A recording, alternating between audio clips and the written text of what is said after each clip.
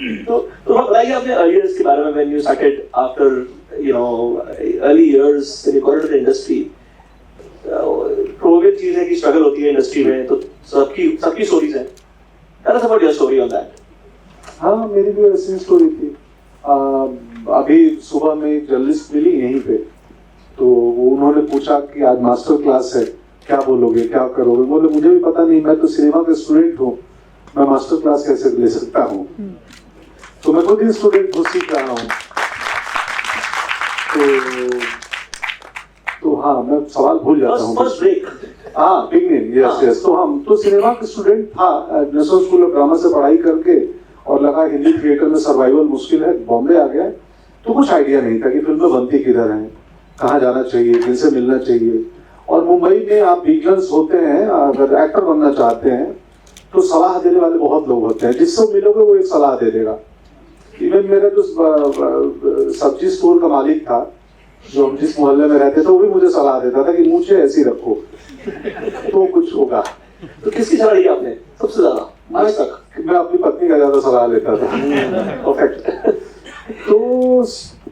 तो कोई मुझे भी मालूम नहीं था कि ब्रेक थ्रू कैसे होता है। कोई बोलते थे क्रिएटिव माइंड्स को पार्टियों में जाओ, उस समय टीवी चैनल्स के बड़े बोलबाला थे, तो मुझे आइडिया था नहीं। जो एक सुझाव सलाह देता था, ओके इट माइट पॉसिबल कि some people didn't understand Hindi, अपने पड़ोस से पूछ लेना मैं क्या बोला।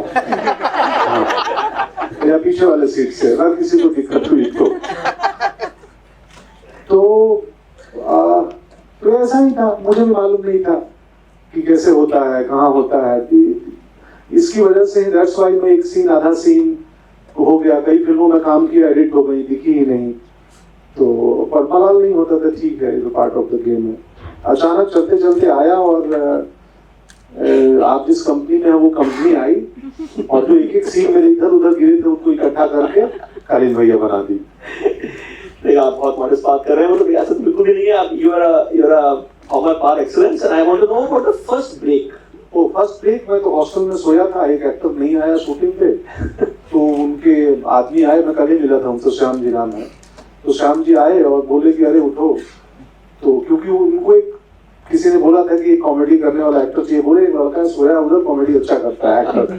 तो एक्टर सो रहा था, उसी में कास्टिंग हो गई, उसकी उठा के कास्टिंग हुई थी। और उसके बाद जगा रहा 8 साल तक, कास्टिंग ही ना हो, दौड़ते रहूं कि भाई कास्टिंग कर लो, कास्टिंग कर लो। पहला ब्रेक सोते में मिला। हाँ, और उसके बाद ब्रेक ही मिलते गया।